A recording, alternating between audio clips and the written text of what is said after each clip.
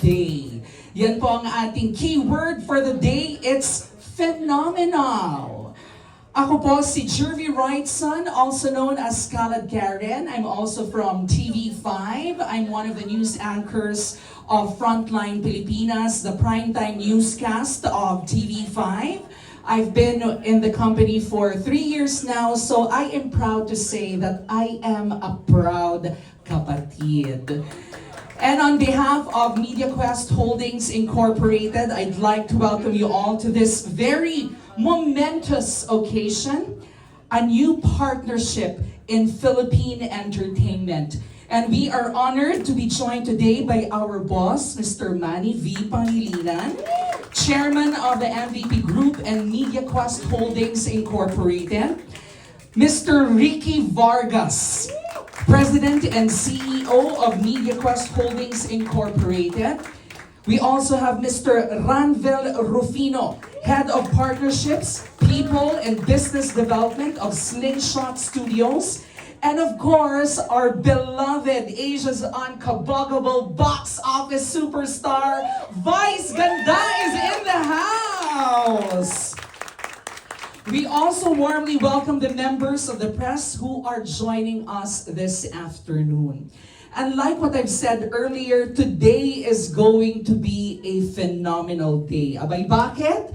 Today brings together two formidable forces in Philippine media and entertainment. We have Vice Ganda, a cultural icon whose influence has helped shape Philippine entertainment and popular culture, joins forces with MediaQuest, the holdings company of TV5, Signal, Philippine Star, to name a few. MediaQuest is the media arm of the MVP Group, one of the country's largest and most influential business groups, with a leadership spanning telecommunications, infrastructure, utilities, finance, healthcare, sports, and media. Together, they bring unparalleled reach, influence, and audience connection to a partnership that opens bold new possibilities across different content formats.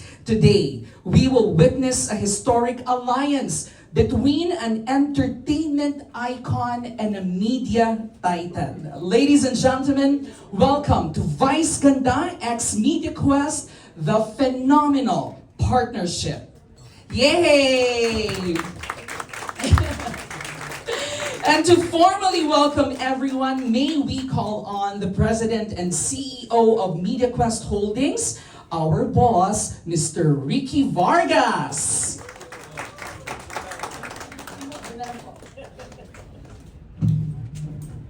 Good evening, everyone. Sabi ko nga kay Vice nung nakita ko siya sa baba, medyo ninervyos ako. I've never been beside a star like her. So, Vice, welcome.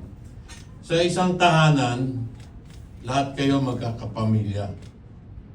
Merong mga magkakapuso sa isang tahanan. Kasi yung magkakapuso, yung mga kamag-anak nag-aasawa, hindi ba? Bawat isa, so magkapuso yun. Pero, ang pinakamalapit na relationship mo sa isang tahanan ay sa kapatid mo. So, meron din mga magkakapatid. So, we welcome you to our family as we are now kapamilya, but more than that, we are kapatid. So, welcome, Vice. Hindi ko na tuloy nabasa yung script ko.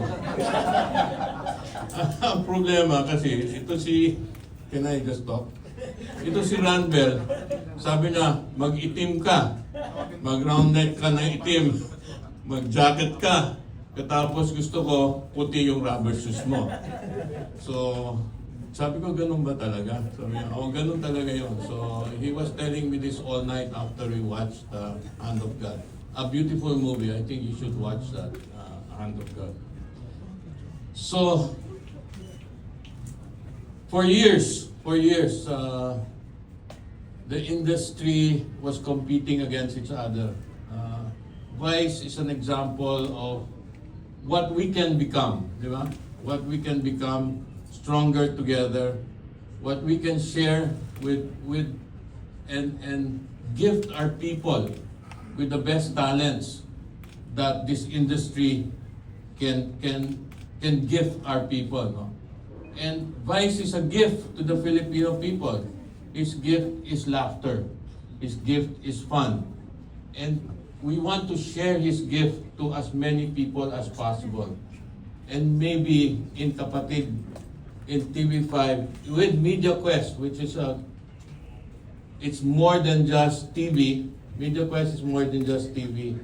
It goes beyond TV. We can reach as many people as we can and share the gift of Vice. So Vice, you're here with us. We'd like to work with you. We'd like to be a true kapatid. Subukan nyo yung puso ng kapatid. Subukan mo naman kami. And welcome to this great event. And we welcome you to Meralco. Meralco is kapatid. This is not TV5, but it's Meralco. It's all part of the MVP group. You have Meralco, you have water, maraming tubig ngayon sa kalye. Diba? So you have the hospital group, Vice. She's the head of the hospital, the online MWell group. Shay has been helping us put this dream together to have you with us. Vice brings to the people a compelling entertainment option. So we'd like to be part of that gift to the Filipino people, and we look forward with Vice on what we can build together as kapatid and as one family working together. So Vice, maraming salamat, welcome, and thank you. It's an honor to be beside you. Thank you. Maraming salamat po, Sir Ricky Vargas, the gift of Vice. Ang ganda nun, Meme. Wala pang Pasko, may gift-giving na. Diba? Beyond today's signing is an opportunity to create, collaborate, and explore new ways of reaching and entertaining Filipino audiences. To share a few words on what this partnership can bring, eto naman, bibigyan natin ng pagkakataon si Mr. Ranvel Rufino, Head of Partnerships, People and Business Development of Slingshot Studios, for a few words. Sir Ranvel? Hi, good evening everyone, and thank you for all being here. Tonight's signing opens up many exciting possibilities for Vice and MQuest. As for Slingshot, our relationship with both Vice and MQuest is built on trust that has already been earned.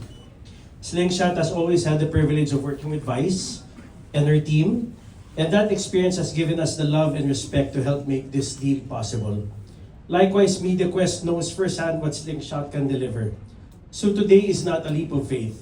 It is three proven forces, Vice, MediaQuest, and Slingshot, coming together, ready and poised to bring a new brand of entertainment to the Filipino audience. While television will certainly be an important part of this partnership, we see opportunities that go well beyond the screen. Vice, of course, brings a unique creative voice and an exceptional connection with the audiences. And combined with MediaQuest ecosystem, from free-to-air to pay TV, digital, and social media, and Slingshot's creative and productions expertise, we have a strong foundation to create experiences that are relevant, engaging, and distinctly Filipino. We are excited to get started to see where this partnership takes us. Thank you, MVP. Thank you, Sis. I love you both. Good evening. Maraming salamat po, Mr. Ranvel Rufino. Hindi na po tayo magpapatumpik-tumpik pa at pupunta na tayo sa exciting part. We now come to the central moment of today's gathering, the ceremonial signing of the partnership between MediaQuest and Vice Ganda. May we now invite our photographers and members of the press to capture this moment. We'll allow a few minutes for them. Please look at the camera. Step by step po ito. Okay. Hold the pens and smile for the camera.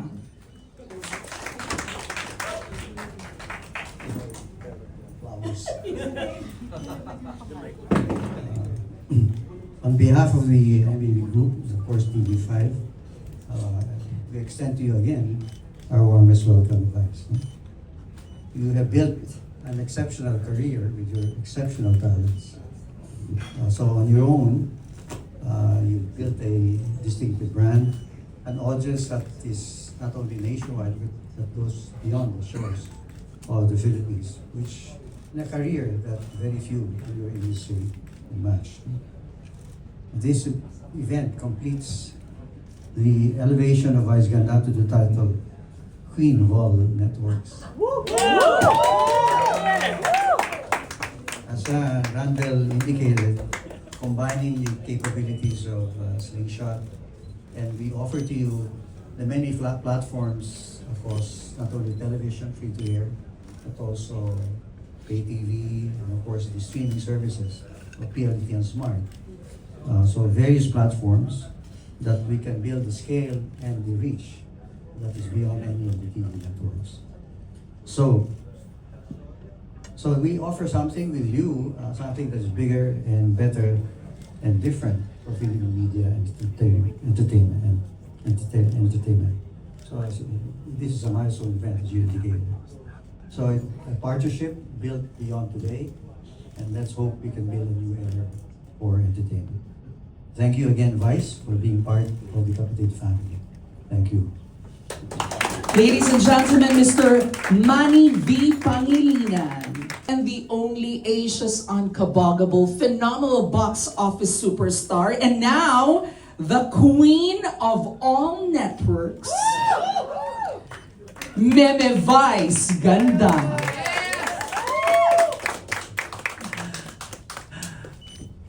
Tawa ako dun sa Queen of All Networks. Anyway, magandang hapon sa inyong lahat. Good afternoon, Sir MVP, Sir Rick Vargas, Ranvel, to all the members of the press, sa lahat po ng bumubuo ng MVP Group, ng Media Quest. Thank you so much for being here, for joining us tonight, and for joining us witness this wonderful partnership between me and Media Quest. Maraming salamat po. And I just want to say thank you very much po for your trust, for believing in me, for believing that I can offer something to your group. And I'm just so grateful and super excited to be able to unleash the every ounce of creativity, hard work, and passion that's still left in my soul. So sa ilang taon na rin akong araw-araw yung napapanood sa telebisyon, pero naniniwala pa rin naman ako na meron pa akong maibibigay, meron pa akong ibubuga, at natutuwa ako na sa mga karagdagang platapormang meron po kayo, mas magiging malaya ako at magkakaroon ng pribilehiyong makapagbigay pa ng magandang serbisyo sa mamamayang Pilipinas sa pamamagitan ng kind of entertainment na ino-offer ko. And I am also very grateful to ABS-CBN for every learning na bitbit ko ngayon, sa every experience na meron ako ngayon, sa lahat ng mai-offer ko na nagsimula sa kanila, sa mga karanasan kong ibinigay sa kanila. And I'm just so happy na sa mga partnerships ko now and in the future, ABS-CBN still will always be there to guide me and be part of every content and program that I will be doing. Maraming salamat po, Sir MVP, for allowing me to extend my talent to your audiences. Masaya lang ako because we did not have a not so happy experience in the past, because as we all know, Showtime used to air in TV5 and then suddenly nawala. So it broke my heart at that time. Pero ngayon, nakakatuwa na, syempre yung heartbreak nahi-heal, nagkakaroon ng maraming learnings, at pwede pa rin makabuo ng isang magandang relationship pa after a heartbreak. At I'm just super excited. Kagabi pa lang, di ako makatulog. Ang dami kong naiisip, ang dami kong gustong content na gawin. Hindi na naman ako mapakali. At ito yung gusto kong feeling, yung excitement. Because I started Showtime 16 years ago, so almost every day for the past 16 years, nagtatrabaho ako. Pero yun ang kinakatakot ko, yung dumating ako isang araw na parang hindi na ako na-excite. Yung parang feeling ko parang yun at yun, naging routinary na yung mga nagaganap. Yung parang, yung kahit pumikit ako, kahit hindi ako maligo, alam ko na yung gagawin ko. This partnership gives me so much excitement. Na-ignite niya yung fire sa akin. Parang kinikiliti niya ulit ako, parang kumukulo na naman yung tiyan ko, yung lumalala yung acid reflux ko. Gusto ko yung ganung feeling, yung lumalala yung acid reflux ko, na gusto ko yung pakiramdam na ay, may bagong bahay, may mga bagong taong makakausap, may mga bagong makakatrabaho.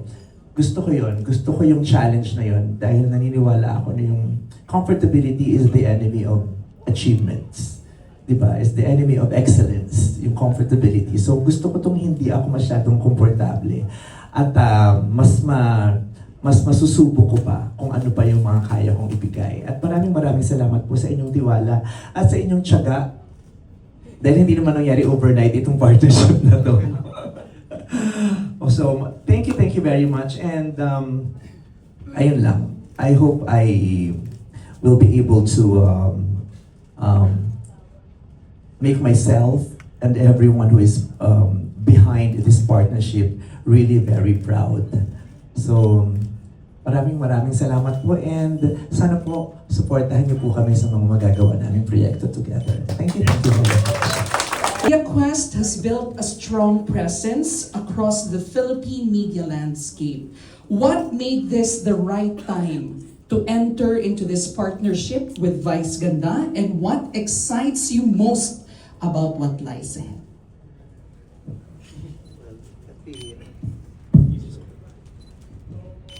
Let me address the second part of that question.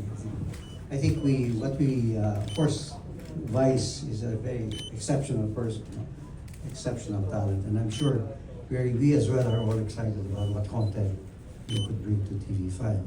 So the partnership, the combination of capabilities will certainly give a new dimension to not only to TV5 but cuts across the group, right? Because the various platforms of PLDT and Smart, which I think we need to brief you about so that you can generate more ideas.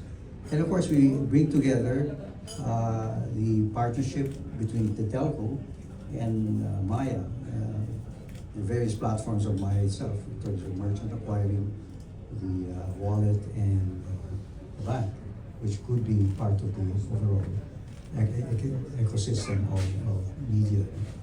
And as I said, in terms of the why at this time, any time with Vice is the right time, isn't it? Thank you, Boss M. Anong feeling na pahaba na ng pahaba yung title mo? Ngayon, may nadagdag pang Queen of All Networks. How does that feel? Hindi ko na rin alam kung ano mga nangyayari sa paligid ko. It's just overwhelming na may mga ganitong ganap. Sabi ko nga, ang life is just so mysterious. Hindi mo alam kung anong nangyayari, bakit nangyayari, kailan mangyayari, yung akala mo yun na yun pero hindi pa rin, di ba? I just embrace life every day. Parang, Lord, give mo kung anong meron dyan, di ba? Bibigyan mo ako ng a day of fun, a day of another achievement, embrace ko yan. Bibigyan mo ako ng isang araw na ibabash ako, isang buong linggo, embrace ko din yan, yung gano'n. Nakakatuwa lang na, kasi hanggang ngayon, hindi nagbabago yung na-figure out ko a couple of years ago na hindi tayo pwedeng magdikta, hindi pwedeng sa ating manggaling kung kailan tayo magpipik at kung kailan talaga tayo ang nagpipik. Kasi hindi mo naman alam kung ano ibibigay bukas eh, diba? Who would have ever thought that I would be sitting down here together with all these executives, pipirma ng kontrata with TV5, diba? Ang daming nangyayari. So, i-embrace lang natin, i-embrace. Kung may bagong title, i-embrace. Pangatawanan, lalong galingan. Oo. Kasi, yung mga ganyang mga sinasabi na magaganda sa'yo, hindi naman siya basta sinasabi to flatter you. It gives you another level of responsibility. Diba? Parang, ay, may ganyang sinasabi. So, para walang pahiyaan, panindigan na natin at pangatawanan at galingan natin lalo. Diba? Araw-araw, kailangan tayong may patunayan sa sarili natin. Yung sinasabi nila na, tagal mo na dyan, okay ka na, wala ka na dapat patunayan. Siguro sa inyo, pero sa sarili ko, may gusto kasi akong patunayan. Gusto kong sabihin sa sarili ko na, sumasakit lang yung tuhod ko minsan dahil sa edad ko, o dahil hindi ako natutulog, dahil puyat ako. Pero umaandar at gumagana pa rin yung utak ko. Kaya meron at meron pa rin akong maibibigay. Kaya dun sa mga bagong title o mga bagong, maraming salamat. It's a blessing. The partnership of Vice Ganda and Media Quest, what is it? I want them to expect. I want also to expect.